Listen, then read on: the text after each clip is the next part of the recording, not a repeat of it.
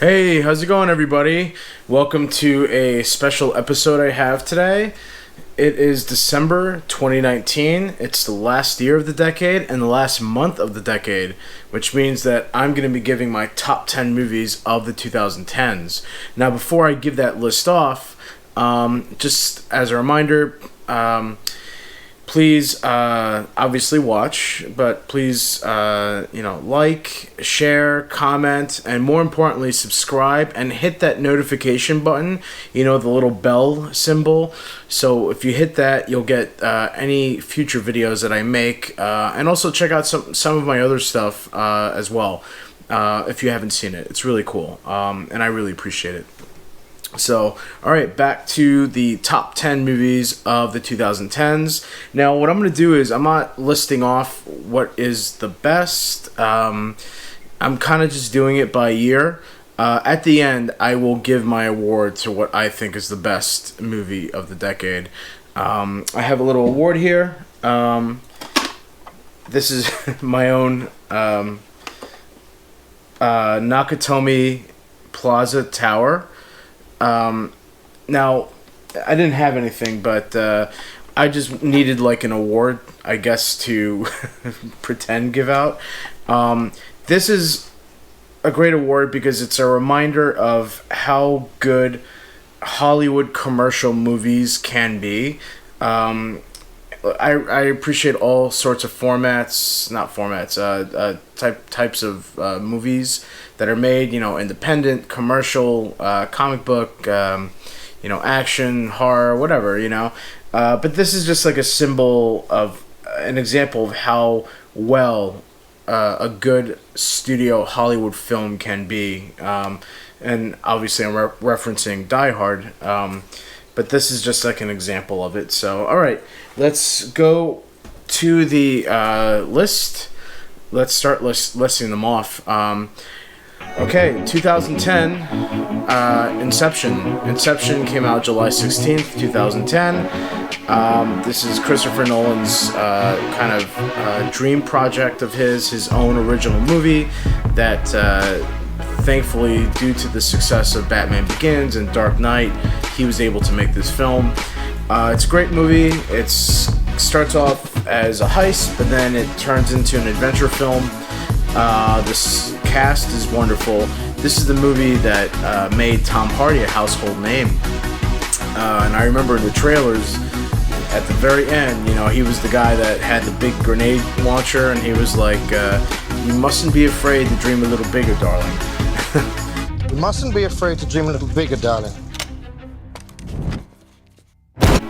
This movie is shot really well. It has a great score. And also, I remember running Inception in IMAX the summer it came out for like 8 weeks. It was really busy. It was the busiest movie we had that summer. But if you haven't seen it, definitely check it out. So, moving on to 2011, I got two movies that are tied for that year. I have Drive, directed by Nicholas Winding Refn. It's a beautiful looking movie. It's also a very brutal film. It's got a great score. And Ryan Reynolds delivers a very, very monotone performance, very creepy performance. He's a great actor, that guy. If you haven't seen it, definitely check it out. Second movie for 2011, which tied with Drive, Mission Impossible Ghost Protocol. This is the Mission Impossible that pretty much rebooted the franchise after the third one kind of underperformed, and Tom Cruise went through his little Scientology hiatus, and he came back with this movie. I know he had Night and Day in 2010, but Mission Impossible Ghost Protocol is what brought him back. It's a fun movie. It's a different perspective. It's more comedic,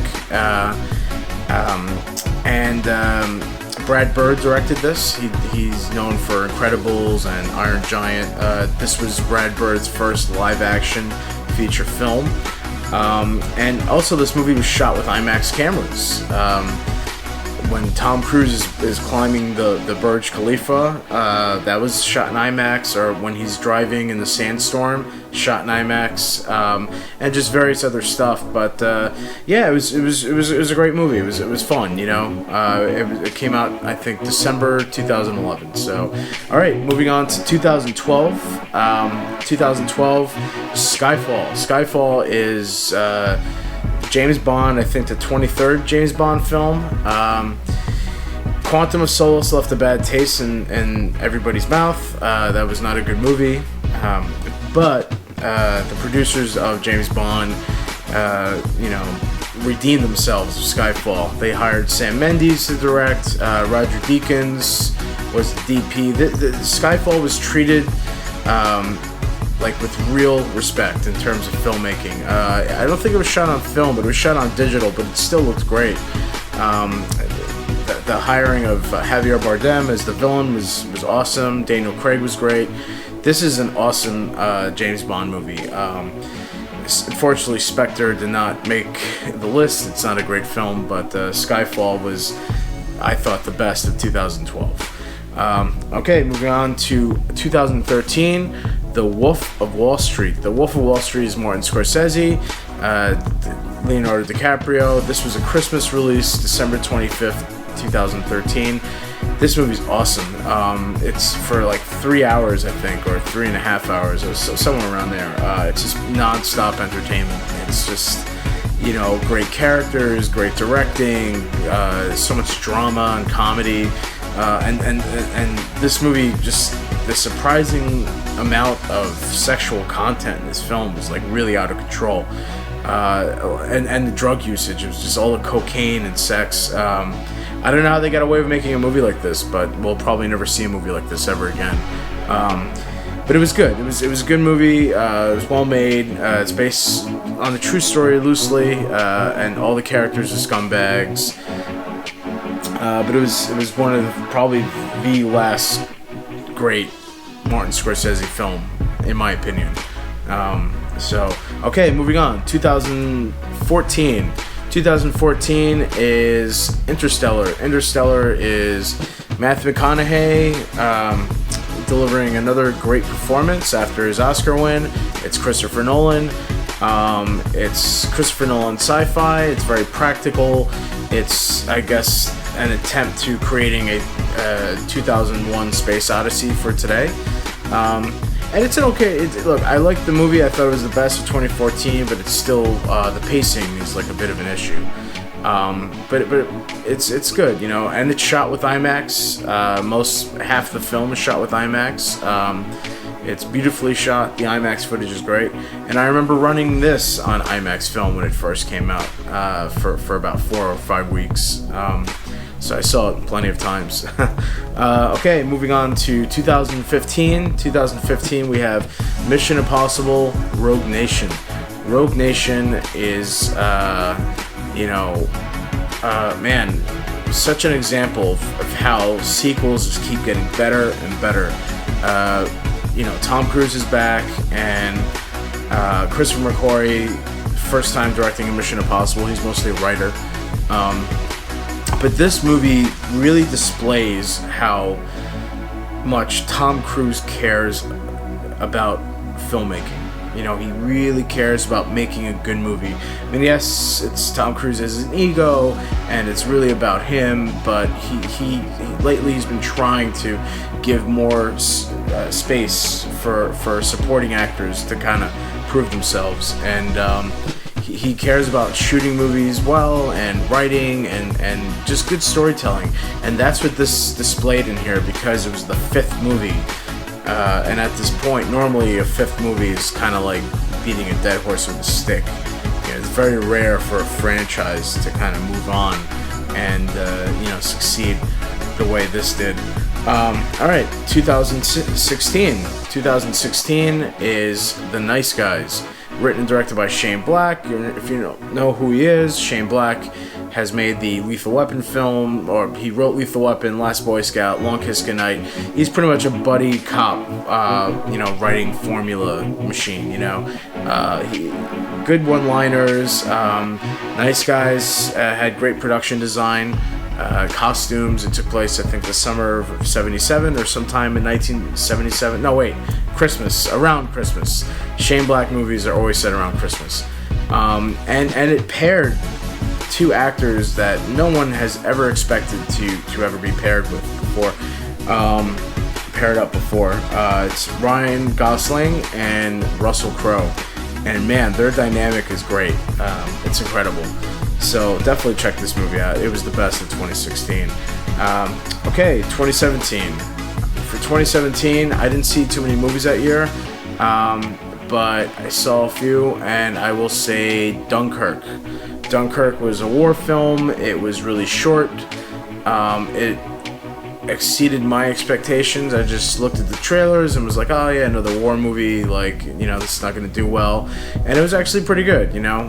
It was short. It wasn't too complex. It was just about characters just trying to survive. It's trying to survive bombings and drowning and gunfire, and it was just like an assault, Michael Bay's assault on your senses, you know. It was really, but very well put together. It was shot in IMAX film and looked great. I think most of the movie was shot in IMAX film because it was so short. And it's a movie that I ran on IMAX when it first came out for about 4 weeks. Yeah, it did pretty well. So moving on to 2018. 2018 is Mission Impossible Fallout. Mission Impossible Fallout is a really good action film. Again, another improvement from the for the Mission Impossible franchise. You know, Tom Cruise knows what he's doing. He's hiring the right people, and he's just increasing his supporting cast. You know, giving you know a chance for other people to shine. You know, because he knows it's a vehicle that other people are in. And some of the scenes in this movie, doing the halo jump out of the plane, and just the setups, like, you know, the bike chase in Paris, and, you know, the fight in the club, and just the helicopter chase at the end. It's incredible. And this is the movie that I think Henry Cavill was great in as a supporting role. If you haven't seen it, I'm not going to mention anything, but he has a really good role in this. And it was shot with digital IMAX cameras, which looked great when I saw it. So if you haven't seen it, definitely check it out. Mission Impossible Fallout. And for the final 2019 best movie of the year, and on the top 10 of the decade list, is Once Upon a Time in Hollywood, Quentin Tarantino. This is Tarantino's love letter to movies from the late 60s, early 70s. And it's just about Hollywood. It's about Hollywood at that time, and it's a fictitious alternate universe set around the Manson murders. And if you've seen Inglourious Basterds and Django Unchained, you can imagine that the ending of this movie historically will be altered. But it's great. The performances are fantastic by Leo DiCaprio and Brad Pitt. It was shot on film now that everything is digital, and it was shown on film. I ran this movie on film, 35 millimeter, and it was great. You know, I loved it. I thought it was fun. All right, so that's it for my list of my top 10 movies for the 2010s. And I got this award, as I mentioned before, to symbolize great commercial filmmaking. And this award goes to Inception 2010. Yep, Inception 2010. It's a movie I loved. It's a story that I really liked. I liked that it started off as a heist, but it just turned into more of an adventure, you know, dealing with, I guess, somebody's emotional connection to a loved one. I don't want to get into it, but it deals with like dreams and stuff like that. And I thought it was the best score. It kept me on the edge of my seat. I was entertained the whole time. I've seen the movie a million times. Couple years later, I watched it again. It's great. Couple years later, I watch it again. You know, it's still stuck with me, and it's my personal favorite of Christopher Nolan. So, and DiCaprio's great, but again, we got Tom Hardy out of it, and other supporting casts: Ken Watanabe, Marianne Cotillard, I believe that's how you say her name. Who else?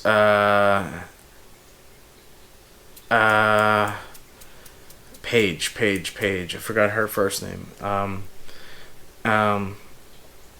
Joseph Gordon-Levitt's in it. Yeah, it's just a good film, you know. So, all right.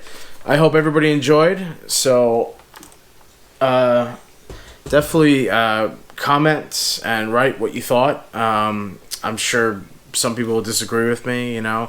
I mean, it's just my list, so. But hey, I hope some of you put your list out there on YouTube, and I would love to check them out. So, all right, everybody. Thank you very much for watching, and this is an 80s Die Hard production. And happy holidays, everyone. Bye.